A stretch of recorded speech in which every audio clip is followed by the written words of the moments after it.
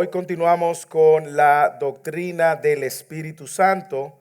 Como ustedes saben, se le llama neumatología, neuma, espiritología, estudio o conocimiento.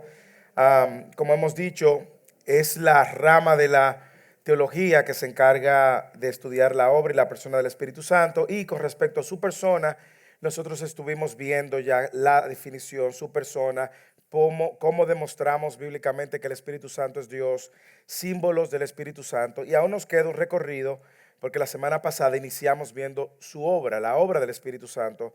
Si nos da el tiempo, hoy podemos entrar en el fruto del Espíritu Santo. Y luego entonces estaremos viendo el tema del bautismo, la llenura y los dones del Espíritu Santo.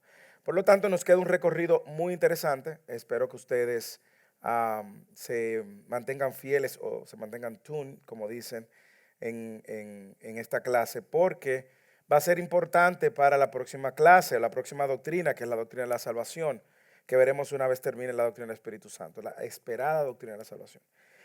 Hemos visto que el Espíritu Santo es una persona que posee voluntad, que posee facultades, mente, afectos.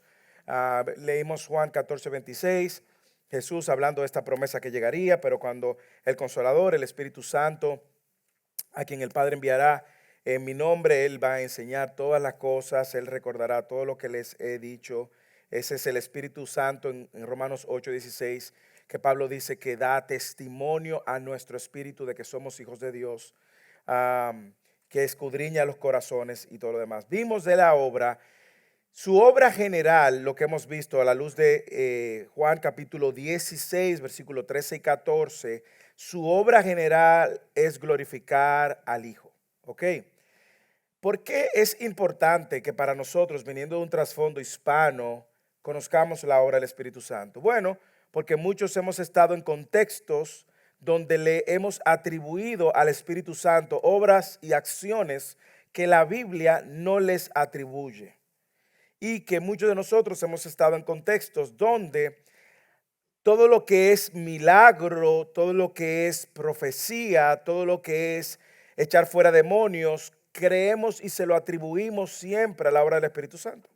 Y usted dirá, pero ¿y eso no es la obra y la manifestación del Espíritu Santo? Bueno, el problema es que cuando usted lee textos como Mateo 7:22, en tu nombre echamos fuera demonios, en tu nombre profetizamos, en tu nombre hicimos muchos milagros, el Señor le respondió, apártense de mí, hacedores de maldad, yo nunca los conocí. Lo cual no siempre podemos decir que en todos esos portentos que vemos es una obra necesariamente del Espíritu Santo. Sobre todo porque muchas veces en esos contextos donde lo sobrenatural es lo que manda, usted va a ver que le está dando la gloria a un hombre, ¿sí o no? Y ese hombre se convierte en el ungido, ¿sí o no? Y remueve la gloria que debe de dar el Espíritu Santo a la persona de Cristo. Entonces, como dijimos, su objetivo principal es glorificar al Hijo. Y empezamos a responder la pregunta la semana pasada. ¿Cómo entonces el Espíritu Santo glorifica al Hijo? Primero, enseña sobre Cristo, dijimos, y lo leímos en el texto de Juan. Segundo, atrae a la gente a Cristo, produciendo el nuevo nacimiento. Tercero, que es muy importante y que va muy vinculado al anterior, no solamente el Espíritu Santo te atrae a Dios, a Cristo y a su obra de salvación, sino que produce y reproduce el carácter de Cristo en ti. Por eso es que usted va a ver que un creyente que está en Cristo, cada año que pasa de su vida parece más a Cristo, o persigue hacer la voluntad de Cristo, o entiende que su objetivo de vida es vivir para la gloria de Cristo. Y eso se va a ver y se va a manifestar en todo lo que hace, no el domingo en la iglesia solamente. Lo va a ver en el trabajo, está buscando la manera de darle gloria a Cristo. En el matrimonio, busca la manera y vive bajo lo que la Biblia dice que es vivir de acuerdo a la obra. En su vida personal, busca agradar a Cristo. En sus relaciones con sus familiares, busca agradar a Cristo. Si es esposo, busca agradar a Cristo. Si es esposa, busca agradar a Cristo. Si es hijo, busca agradar a Cristo. Si es soltero, busca agradar a Cristo. Porque es un compromiso del Espíritu Santo. Por eso usted va a encontrar entonces que Jesús claramente afirma, por sus frutos ustedes lo van a conocer. ¿Por qué? Porque usted va a encontrar 1 millón, billones de personas diciendo yo soy cristiano, Pero si el carácter de Cristo a través de los años no se está mostrando y no están los frutos, de lo cual vamos a hablar en próximas clases, entonces es un momento para reflexionar y hacer una evaluación de su propia vida o de la vida de esa persona, porque muchos dirán, Señor, Señor, muchos clamarán ser cristianos y clamarán incluso ser hijos de Dios, pero su carácter debe de ir en consistentemente en crecimiento. El Espíritu Santo es efectivo. Él dice en Filipenses capítulo 6, Pablo decía, yo estoy convencido de esto. Aquí nadie me persuade de lo contrario. Yo estoy convencido que el que empezó la buena obra en vosotros la va a perfeccionar. Por eso usted va a ver que no es como esas obras en nuestros países, que a veces el gobierno la inicia y cambia de gobierno y luego lo que uno ve es la obra abandonada.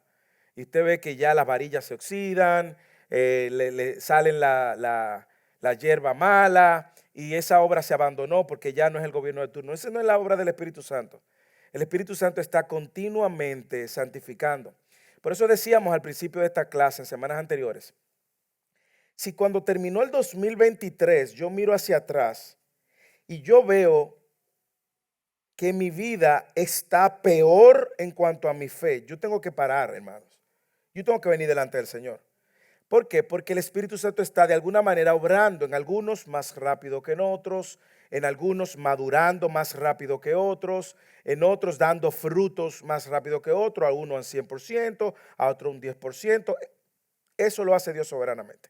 Sin embargo, yo tengo que ver si mi corazón y mis afectos están en crecimiento. Y aclaro, no en una perfecta obediencia y en una vida de santidad perfecta, donde el año completo nunca pequé. Eso es imposible, ¿ok? Mientras vivamos en este mundo caído. Nosotros ya llegamos a un punto donde pecamos o de omisión o de comisión. Nosotros pecamos consciente y hasta inconscientemente. La Biblia dice en Santiago que el que sabe hacer lo bueno y no lo hace, le es contado pecado. Es decir, el pecado va a estar asediándonos, dice Hebreos capítulo 12, versículo 1 y 2, fácilmente. Pero al menos yo puedo decir, en esta área he visto cómo he estado rindiéndole al Señor y ha sido una lucha. Pero mi norte, mi norte es agradar al Señor, es tomar las decisiones que tengan que tomar para que Cristo sea glorificado. Y usted va a encontrar sus afectos creciendo hacia la obra, la persona de Cristo. Ah, bueno, pero que durante todo ese año probablemente usted tuvo temporada donde se sentía gris, ¿sí?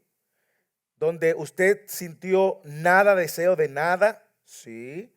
Donde usted no tenía ningún tipo de motivación, sí, pero no es ahí donde nosotros no vamos a encontrar el resto de nuestra vida. Vamos a estar ahí, pero viendo siempre un asterisco de esperanza y de luz por la promesa de la obra de Cristo y el mismo Espíritu Santo guiándonos ahí, ya sea por medio de hermanos, por medio de enseñanzas, por medio de la palabra misma en nuestro tiempo con Dios. Entonces, ¿cómo el Espíritu Santo glorifica al Hijo? Enseña sobre Cristo, atrae hacia Cristo, reproduce el carácter de Cristo y guía a los creyentes al servicio del cuerpo de Cristo. Yo no sé si usted puede ver un orden.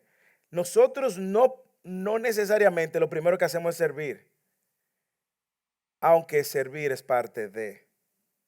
No sé si usted ha escuchado la filosofía de servicio de First Servir en español. Si no lo ha escuchado, recuérdelo, es mejor ser que hacer. Y a eso nos referimos, es que nosotros nunca vamos ni queremos alterar las prioridades de Dios en su vida que nos ha dado por medio de su palabra por el servicio. El servicio nunca debe de malograr nuestra relación con Dios, ni nuestra relación, ni nuestras prioridades que nos ha dado el Señor. El servicio es un resultado de esa identidad en la que nos encontramos. Ahora, la semana pasada también decíamos cómo el Espíritu Santo enseña de Cristo y dijimos de tres maneras. Uno, el Espíritu Santo enseña de Cristo revelando la verdad sobre Cristo. Juan 16, decíamos versículo 13 y 14. Pero cuando Él, el Espíritu de verdad, venga, os guiará a toda verdad. Usted ve, el Espíritu está comprometido con guiarme a toda verdad. Yo no voy a permanecer todo el tiempo en oscuridad y en el error. Yo sé que muchos de nosotros venimos de contextos incluso donde se enseñan falsas enseñanzas abiertamente. El Espíritu Santo de Dios no nos va a dejar en el error.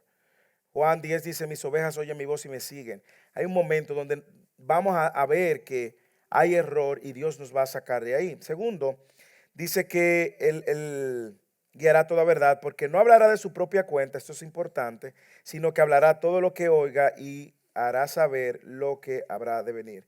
Él me glorificará, dice el versículo 14, porque tomará de lo mío y lo hará saber. Entonces es claro que el Espíritu Santo revela la verdad sobre Cristo. El Espíritu Santo también inspiró a estos hombres de Dios en sus diferentes contextos, etapas, edades, pastores.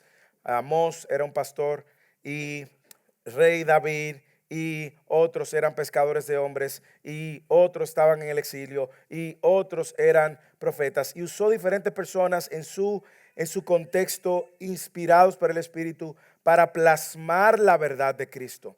Por eso es que Cristo es el único medio para conocer al Dios verdadero. Cuando nosotros decimos en Salmo 19 que dice, los cielos cuentan tu gloria, oh Dios, y el firmamento anuncia las obras de tu mano, de tus manos, nosotros estamos viendo cómo la creación revela a Dios. Ahora bien, usted y yo no nos podemos quedar solo con esa revelación natural, porque la revelación natural nos puede dejar en el teísmo, es decir, en el entendimiento de que hay un Dios, pero no va a llevarnos necesariamente a concluir que el Dios creador es el mismo Dios que conozco personalmente por medio de Cristo. Por lo tanto, ahora, la revelación de Cristo es la que me lleva entonces al único Dios verdadero. Por eso es que Alá y Jehová no son la misma cosa, ¿ok? Por eso es que la dirección de la revelación de el Corán dado por un ángel caído, aunque Mahoma dijo que fue el ángel Gabriel, pero indiscutiblemente fue un ángel caído, le da una revelación que no solamente se opone a muchas de las verdades bíblicas, sino que contradice muchas verdades bíblicas. Pero usted ve que Cristo, él mismo, cuando vino a la tierra, revela al Padre. Y ahora nosotros podemos tener una relación y una comunión con Dios por medio de Cristo. Por lo tanto, estos hombres inspirados por Dios, por el Espíritu de Dios, plasmaron las verdades de Cristo que nos ayudan ahora a conocer plenamente al Padre. Y también decíamos que el Espíritu Santo enseña de Cristo, iluminando la mente para que nosotros podamos entender.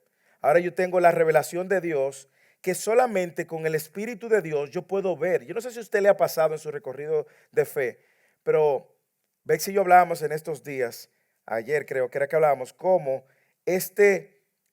mientras más conocemos de Dios por medio de la revelación de su palabra y la guianza del Espíritu, en nosotros se mantiene un constante wow efecto. No sé si a usted le ha pasado que usted ve y dice wow, y luego wow. Y usted tiene un asombro continuo y cada vez más profundo, como si usted estuviera siendo expuesto a estas verdades por primera vez y usted está, wow. Pero mira, mira, wow, como un niño. Bueno, el Espíritu Santo es quien nos ilumina. Venir a las Escrituras sin el Espíritu Santo, lo que va a hacer es que nosotros encontremos a Dios como un ente egocéntrico, como un ente injusto, porque usted no tiene el Espíritu Santo de Dios. En mi país hubo un político que fue presidente por poco tiempo, 6 meses, y que escribió un libro, Judas Iscariotes, el calumniado. Él leyó la Biblia, él leyó el Nuevo Testamento, él leyó, y él dijo que a Judas lo que hicieron fue calumniarlo. Usted va a encontrar ateos que ven a Dios como un anarquista egocéntrico, porque Él merece que toda la humanidad le rinda gloria y le rinda adoración. Bueno, una persona que no tiene el Espíritu Santo va a concluir que Dios es injusto, va a concluir de todas esas erróneas conclusiones. Y usted va a ver que es la falta del Espíritu Santo y la presencia del Espíritu Santo. A mí me encanta cómo Pablo en 2 de Corintios capítulo 2, versículo 12 al 14, él afirmando todo esto que estoy diciendo, él dice lo siguiente. Primera de Corintios 2, 12 y 14. Mire lo que él dice. Y nosotros hemos recibido no el espíritu del mundo, sino el espíritu que viene de Dios. ¿Para qué? Dice Pablo. Para que conozcamos lo que Dios nos ha dado gratuitamente. ¿Usted está entendiendo lo que Pablo está diciendo? Pablo está diciendo, el Espíritu Santo no vino para hacernos felices, ¿eh? No crea que es para darte una vida de felicidad terrenal. No, no, no, no, no.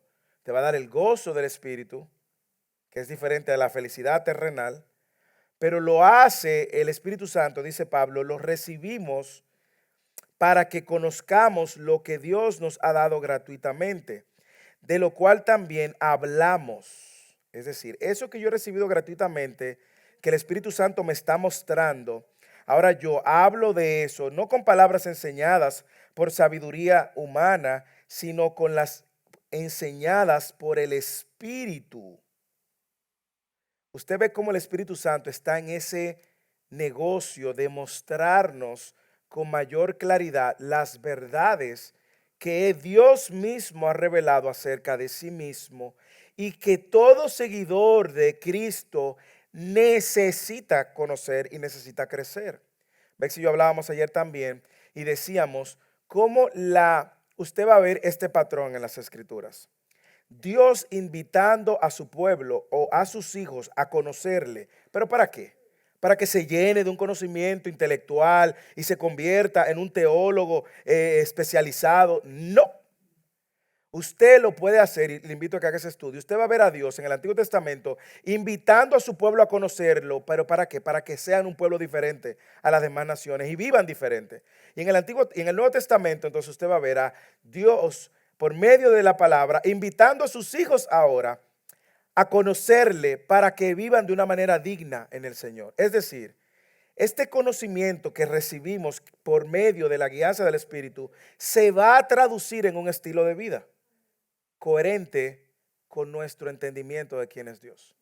Por lo tanto, creer o crecer en un entendimiento sin el Espíritu Santo guiándonos a vivir de esa manera nos puede hacer a todo el que está aquí sin excepción arrogantes, altivos y fariseos. Por lo tanto, ese Espíritu Santo está iluminando nuestra mente continuamente. Por ejemplo, hoy usted está en esta clase y usted empieza a ver cosas que quizás Dios ha venido hablando con usted de alguna manera y usted dice, wow. O cuando usted esté más adelante en el sermón, en el servicio, y ya sea por la adoración, usted dice, wow. Y usted está en el servicio y ve que Dios le está hablando y usted dice, esto es conmigo. Esto no se lo dijo nadie al pastor, aunque la gente usualmente entiende que alguien le dijo al pastor algo. No, no, no, no. Déjeme decirle, aquí no tenemos servicio de inteligencia, aquí no tenemos soplones. Cuando usted sienta que el sermón le está hablando a usted, dele el crédito al Espíritu Santo de Dios. Cuando usted sienta que su corazón está siendo movido a actuar de manera que agrada a Dios, dele el crédito al Espíritu Santo de Dios. Ok, Rodrigo.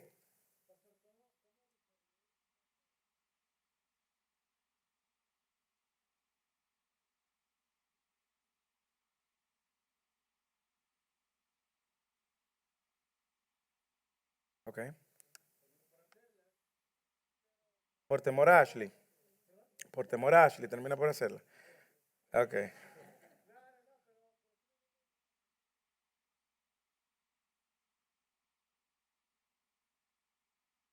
Ujú.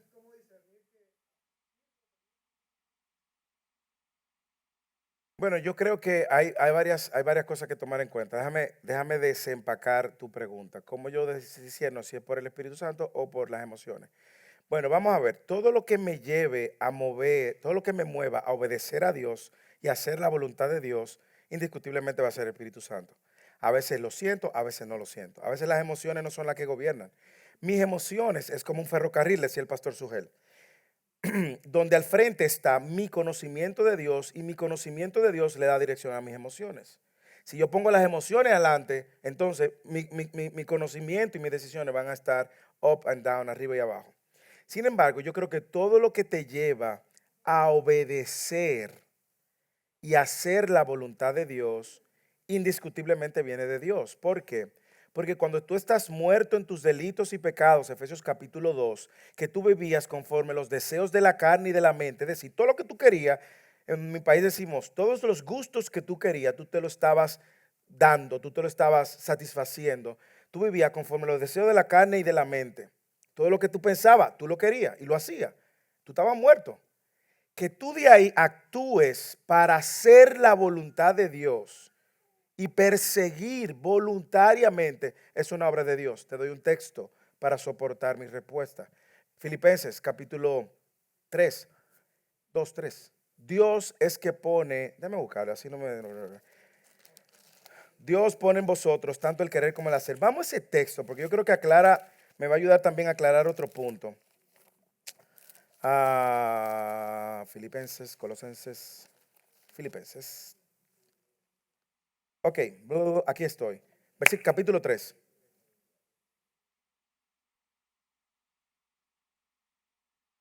Perdón, 2:12.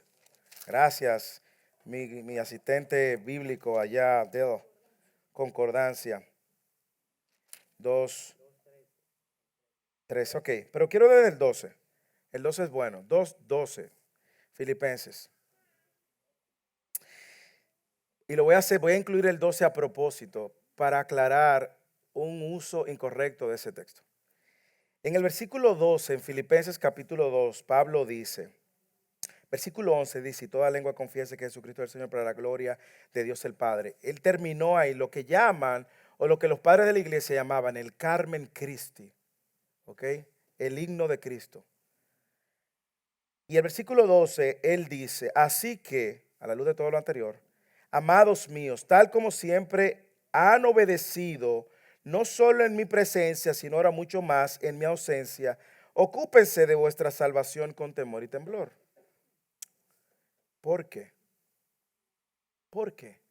Porque Dios, dice el versículo 13, es quien obra en ustedes tanto el querer como el hacer para su beneplácito. ¿Ok? Entonces aquí tú ves varias cosas. Y creo que lo vamos a ver hoy en el sermón de hoy también. La soberanía de Dios produciendo el querer como el hacer para tú caminar como una persona que es salvo. ¿Ok? Ese texto se usa a veces para justificar que la salvación se pierde y no tiene nada, ese texto no tiene nada que ver con salvación. Ese texto tiene que ver con la manera como tú vives a la luz de tu salvación.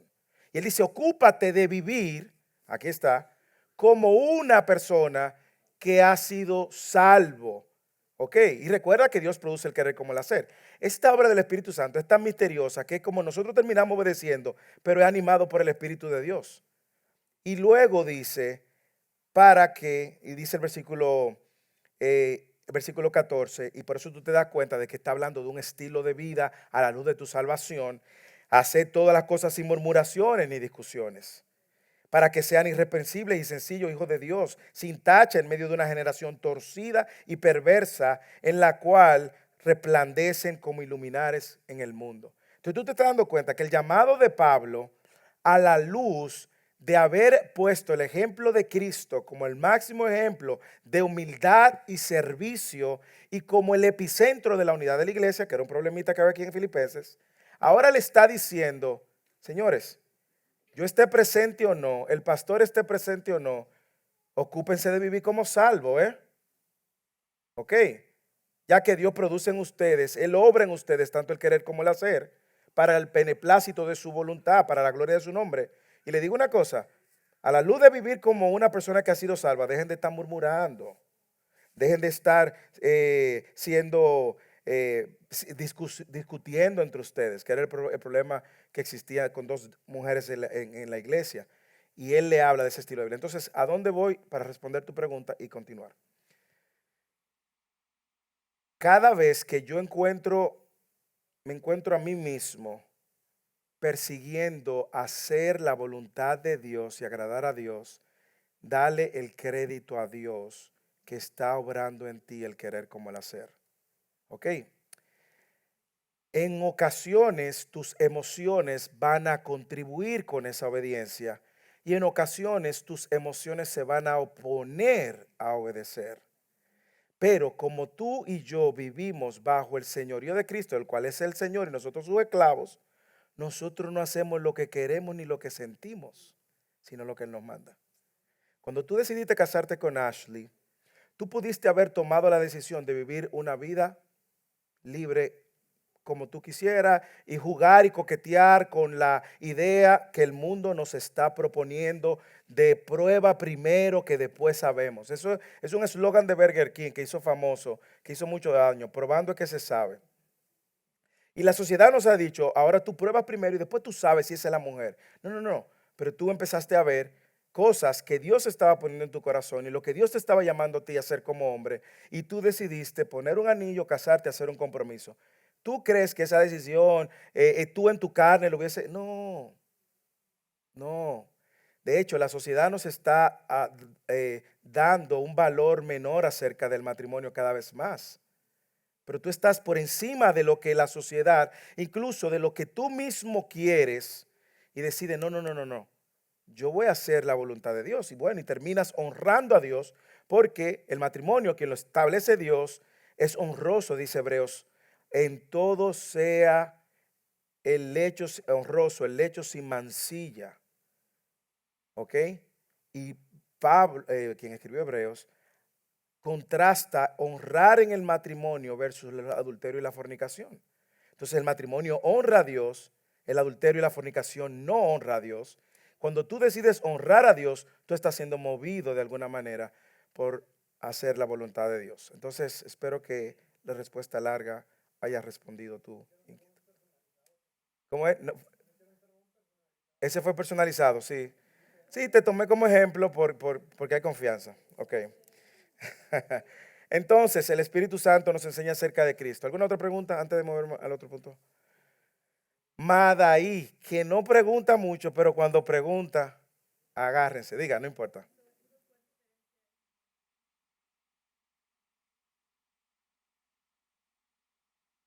Excelente pregunta.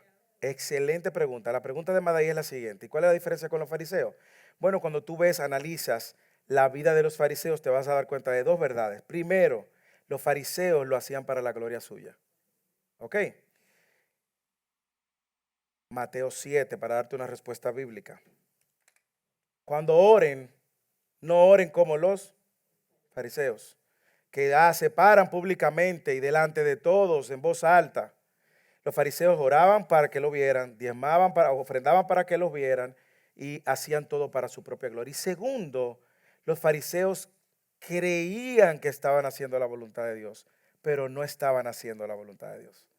Y cuando tú ves Mateo capítulo 7, en el contexto en el cual tú lees Mateo 7, 6, al final del Sermón del Monte, Jesús está advirtiendo al pueblo justamente todo lo que las enseñanzas de Jesús, una sobre otra, desde las bienaventuranzas hasta el último capítulo hasta el último versículo del capítulo 7, todo lo que le está enseñando es justamente en contra de lo que los fariseos estaban haciendo incorrectamente.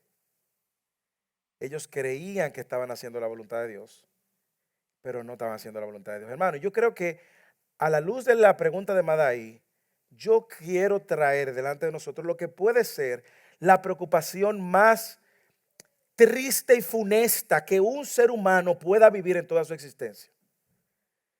La práctica más triste y funesta que una persona puede vivir mientras viva en esta tierra es vivir su vida creyendo que está haciendo la voluntad de Dios, creyendo que está agradando a Dios, y cuando se muera abrir los ojos en el infierno. Yo creo que no debe haber algo más triste, porque el ateo sabe de alguna manera que abiertamente le ha dado su espalda a Dios. Y él se planta y dice, no existe Dios. La Biblia lo llama necio, no lo llama ateo. Ese es un lado. Ahora, el religioso que cree que tiene su propia versión de Dios y su propia versión de su relación con Dios y cree que está agradando a Dios, eso debe de ser triste, hermano.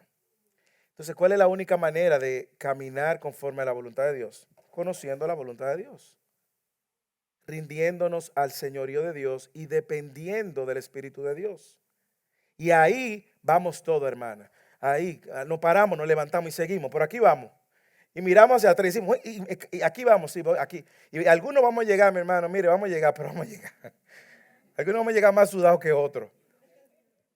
Otros van a llegar como vestidos de golf, como que salieron de un campo de golf con su ropita y su... Y otros vamos a llegar, hermano, mire, así que, mire, por pedazo, pero estamos aquí. Pero es esa continua interés de hacer la voluntad de Dios a pesar de lo que siento. Yo le digo, aquí en medio de nosotros hay un hermano que me dijo, mire, pastor, yo no siento bautizarme, pero eso es lo que la Biblia dice que yo tengo que hacer. Digo yo, pues mire, yo me alegro que usted lo ponga en esas palabras, porque muchas veces yo no siento hacer la voluntad de Dios, pero eso es lo que tengo que hacer. Entonces, que el Señor nos ayude, Reina Valera.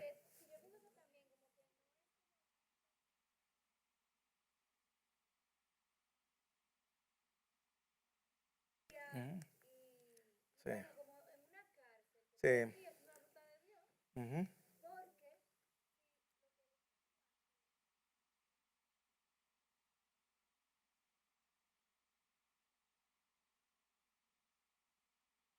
ujú, ujú.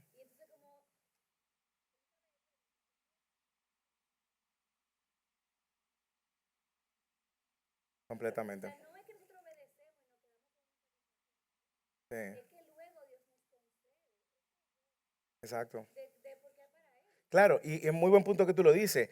Esa vida en Cristo es una vida donde Él mismo dice que es una vida de abundancia. A eso tú le sumas que nosotros tenemos el gozo del Señor, el Espíritu Santo como fruto. El fruto, una de sus manifestaciones es el gozo. Esto no es una vida de que así aburrida, de que ay, tengo que obedecer. Ay, hermano, no, no, no. Puede haber un momento donde uno obedezca por obediencia, pero el resultado de esa obediencia se va a traducir en algo gozoso. En algo gozoso. Le voy a poner un ejemplo muy práctico. Nosotros, todo cristiano, sin excepción, tiene el llamado de la gran comisión, compartir el evangelio. Es un mandato, ¿de acuerdo? Probablemente todos nosotros los que estamos aquí somos desobedientes en ese mandato, ¿sí o no? ¿Verdad que sí? Ok. Pero cuando nosotros, por encima de nuestros temores y por encima de nuestros deseos, damos paso para abrir esa conversación e introducir el evangelio y lo hacemos y dejamos esa semilla ahí. Mire, hermano, cuando usted termine, usted se siente como que, Señor, ¿eh? Hice lo que tú me dijiste. Y hay una satisfacción y un gozo por obedecer en algo tan pequeñito. Mira, Señor, no lo hice perfecto, pero me atreví a por lo menos orar el evangelio. Me atreví a guiarlo a Cristo. Y eso le genera como un sentido de lo que dice, pero al principio no estamos muriendo. ¿Por qué? Porque tenemos temores, tenemos temores. ¿Por qué? Temor a que nos rechacen, tenemos ese temor a que nos categoricen como fanáticos, tenemos temor en algunos casos hasta de perder nuestros empleos, olvidándose que Dios fue que nos dio el empleo. Y tenemos temores, y en esos temores dejamos que nuestras emociones dirijan el ferrocarril de nuestras vidas y terminamos tomando decisiones basadas en el temor. Por eso es que nosotros no somos, dice la Biblia, Dios no nos ha dado un espíritu de temor. Nosotros no somos dirigidos por el temor. Ahora, cuando yo supero la barrera del temor y pongo a un lado mis emociones y me atrevo a compartir el evangelio, y más aún, luego si veo el fruto de eso te llena de un gozo y de una alegría el saber que tú estás haciendo la voluntad del Señor. Cuando yo me veo tentado a ver otra mujer o a abordar otra mujer inapropiadamente y Dios me dice, no, no, no, tú llamado a ser marido de una sola mujer y me mantengo ahí, o puedo venir donde Betsy y decirle, Betsy, mira, yo esta semana tuve con esta lucha, yo me siento vulnerable, pero luego siento un gozo. Hice lo que tenía que hacer. Me siento libre. Cuando tú te ves en la necesidad de decir la verdad a pesar de las consecuencias, eso te genera un gozo. Y lo que dice Betsy es cierto. No siempre nosotros nos vamos a sentir gozosamente todo el tiempo, listos para obedecer a Dios, pero sí vamos a sentir gozo cuando obedecemos al Señor. ¿Alguien más? Ok, continuamos. Usted, hermana Luli.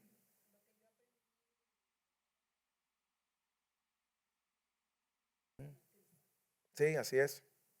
Rechazan a Cristo.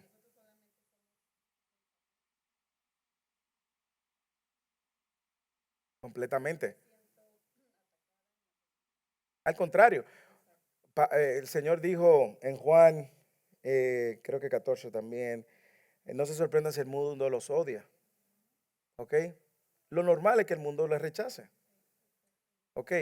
Por eso en Primera de Juan 2:15, en Santiago 4:4, la advertencia del Señor: no ames al mundo, ni las cosas que están en el mundo. Santiago 4 dice: si alguno ama al mundo, se constituye enemigo de Dios. Primera de Juan dice: si alguno ama al mundo, escuche, el amor del Padre no está en él.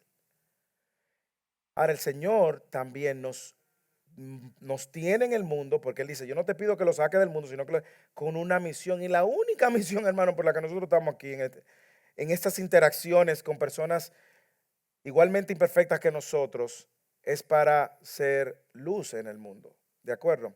Entonces el Espíritu Santo también atrae pecadores hacia Cristo por medio del milagro de la regeneración, el nuevo nacimiento. Ya hablamos de eso. Esa obra de Dios cambiar nuestro corazón y nuestros afectos es una obra que sucede, hermanos, una vez. ¿Ok? La regeneración, el nuevo nacimiento sucede una sola vez. Y vamos a hablar de eso en la doctrina, en la tan esperada doctrina de la salvación. Pero sucede una sola vez. Dios cambia el corazón de piedra por un corazón de carne. Eso no es un relajo. Es una obra única, sobrenatural. Es el milagro más importante que puede suceder en la tierra, en la humanidad, en cualquier individuo. Que Dios a un muerto espiritualmente le dé vida espiritualmente, a una persona que no podía ver sus pecados, le diga, le permita ver su pecado y correr a Cristo y rendirse al Señor de Cristo. Eso sucede una sola vez. Ahora bien, que nosotros estamos luchando, nuestra relación, lo hemos dicho, cambia, nuestra relación con el pecado cambia. Yo no voy a perseguir y a habitar y a amamantar el pecado, porque mi nueva naturaleza y ahora el Espíritu de Dios que mora en nosotros no me lo va a permitir. Como dice, ¿cómo que se llama? Tranchini. Tranchini. Tranchini dice: somos pecadores infelices. Tranchini, el que estuvo aquí. Nos convertimos, una vez nacemos de nuevo, somos pecadores infelices. Usted va a pecar y ahí usted no se va a encontrar. No se va a encontrar. Usted va a pecar y usted no va a habitar ahí. No, no y no. El Espíritu Santo no lo va a dejar. Y esa obra es una obra sobrenatural. Hermano, a veces nosotros queremos que el Señor nos resuelva nuestro problema financiero, que el Señor nos ayude en alguna situación en nuestro matrimonio, que el Señor nos ayude en alguna enfermedad, que el Señor nos ayude en alguna situación con nuestros hijos. Eso es legítimo, eso no está mal. Ahora bien, el mayor milagro que todos debemos de orar es: Señor, dale un nuevo nacimiento, atráelo a Cristo. Hermano, porque mire, si lo trajo a Cristo, ese cónyuge inconverso, si lo trajo a Cristo, ya estamos del otro lado. Ya de aquí en adelante empezar a aplicar el Evangelio, recordar esas verdades que el Espíritu Santo ha revelado y que va a ser disponible al oído y a la vida de esa persona. Ya ese corazón no está en el mismo lugar, ya su relación con el pecado no está en el mismo lugar. Va a luchar con el pecado, va a luchar con el pecado, hermano, hasta que Cristo venga y lo mande a buscar. Y probablemente va a dejar un pecado y va a luchar con otro pecado. Y hay pecados que uno madura, hay pecados que madura y lo deja morir, no que lo madura, sino que lo deja morir. Y hay pecado entonces que uno empieza Pero siempre en nosotros está esa simiente de pecado, porque vivimos en una naturaleza pecaminosa. Y esa naturaleza pecaminosa siempre nos va a estar alando de algún lado. Sin embargo, la verdad fática es que una persona que ha nacido de nuevo al menos va a mostrar lucha con su pecado. Al menos va a buscar obedecer imperfectamente, pero va a buscar obedecer. al menos va a permanecer. Yo diría que esas son tres marcas consistentes en la vida de una persona que ha nacido de nuevo. Una obediencia imperfecta, pero una tendencia a obedecer. No perfecta, como hemos dicho, porque solo Cristo obedeció perfectamente. Va a tener nuevos afectos ahora hacia las cosas del Señor. Usted va a ver permanencia, primera de Juan, capítulo 2, 19. Esos que se fueron no eran de nosotros. ¿Por qué? Porque si hubiesen sido de nosotros, hubiesen permanecido. La perseverancia y la permanencia es una evidencia. ¿Pero bajo qué? Bajo el señorío de las enseñanzas bíblicas, porque el apóstol Juan era quien estaba enseñando correctamente las escrituras y esta gente quería su propia versión del cristianismo. Y esa obediencia imperfecta, esos afectos imperfectos, esa lucha con el pecado. Antes usted disfrutaba el pecado, amamantaba el pecado, cuidaba el pecado, alimentaba el pecado, promovía el pecado, motivaba a otros a pecar. Y mire, y su conciencia dormía tranquilo. Hermano, cuando el Espíritu Santo está aquí, no hay manera. Usted va a pecar y usted se va a sentir terrible. Usted va a pecar y usted va a sentir que le ha fallado al Dios que lo limpió y lo salvó. Pero gracias a Dios, Hebreos 4:12, que podemos correr confiadamente al trono de la gracia, porque tenemos un sumo sacerdote que fue tentado en todo, que nos entiende y nos comprende. Hermano, dígame si eso no es gracia. Dígame si eso no es glorioso, que aún es como hablábamos de una canción, Bexy y yo, que yo no entendía. Yo decía, mira, él la canta, pero yo no la entiendo. Entonces la empezamos a escuchar más despacio. Y ella me decía, tú no estás entendiendo que él dice que él ama, porque era en inglés, él ama a esa persona y al mismo tiempo es quien más conoce a esa persona. Dios es quien más nos conoce. Usted lo sabe. Dios nos conoce más que nosotros mismos. Ustedes lo saben. Dios conoce no solo los pecados pasados, presentes, Él conoce los futuros, usted lo sabe. Dios no solamente conoce los pecados pasados, presente y futuro. Él conoce la capacidad fea que todos tenemos de pecar si nos quita la gracia. Usted lo sabe. Y aún así Dios nos amó. Hermanos, eso es glorioso. Eso es glorioso. Y cuando uno empieza a ver y a conocer de ese amor de Dios, a conocer de Dios, ¿quién con un juicio justo va a querer estar volviendo a revolcarse en el pecado? No vamos a revolcar porque es que somos tercos, más tercos que el pueblo de Israel. Pero usted no va a querer quedarse ahí. El Espíritu Santo no te va a dejar porque ha hecho esa obra en ti. Finalmente, otra de las cosas que vemos en la obra del Espíritu Santo es que el Espíritu Santo reproduce el carácter de Cristo, transformándonos cada día a su imagen por medio de la santificación. Alguien que vaya a Romanos 8:13, 8:29, 2 Corintios 3:18. Yo tengo 2 Corintios 3:18. Romanos 8:13, ¿quién lo tiene? ¿Quién lo tiene? Lea con voz de arcángel, con voz de trompeta, hermana Andrea.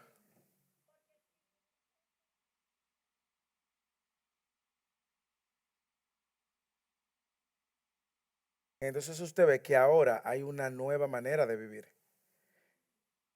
El que vive su relación con el pecado, dice Pablo, cambió. Porque es que si usted ahora tiene la misma relación con el pecado, usted está muerto. En mi país decimos, usted es un muerto en vida.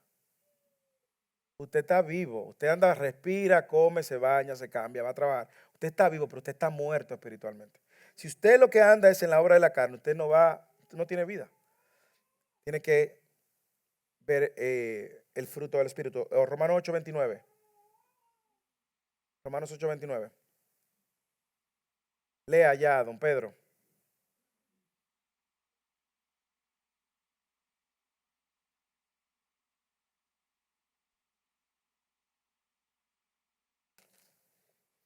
Él está leyendo ahí la nueva versión internacional, pero básicamente es justamente esa invitación que nosotros tenemos a parecernos al Señor, y Él está comprometido a eso, a los que ama, y sabemos que a los que, porque a los que de antemano conoció también los predestinó a ser hechos conforme a la imagen de su Hijo, ¿A qué nos llamó a ser hechos? Conforme a la imagen de su Hijo. Por eso es que usted va a ver que día a día su vida, su carácter, su corazón va a lucir más perdonador, más misericordioso, menos arrogante y altivo, más humilde, más compasivo. Usted lo va a ir viendo. Al paso, eso va a suceder. Usted va a ver que ahora usted tiene un corazón para el perdido. Usted va a ver que usted tiene compasión. Usted va a ver que ahora no se trata de usted la vida. Usted no es el tapón del océano, ni el ombligo del universo. Usted sabe que ahora forma parte de un plan mayor y vive para la gloria de Dios. Usted se va a encontrar perdonando al que te ofende, extendiendo gracia al que no lo merece, dando misericordia a quien merece condenación, pero sobre todo modelando a Cristo con tu vida. Hermanos, eso puede no lucir así hoy en todos, pero es el compromiso de la obra del Espíritu de Dios en todos. ¿Usted lo entiende? Probablemente usted mira para adentro de su corazón y dice, pastor, yo estoy lejos de lo que usted está diciendo. Bueno, si usted es un hijo de Dios, eso va a ir sucediendo. Usted va a ver el fruto del Espíritu, usted lo va a ver. Y van a haber situaciones en su vida donde usted va a decir, wow, yo no pensé en, como algunos me han dicho, en otro tiempo yo hubiese reaccionado de otra manera. En otro tiempo yo hubiese hecho esto o aquello. ¿Qué hace ese antes y después? Hermanos, el Espíritu de Dios. El Espíritu Santo de Dios. 2 Corintios 3:18.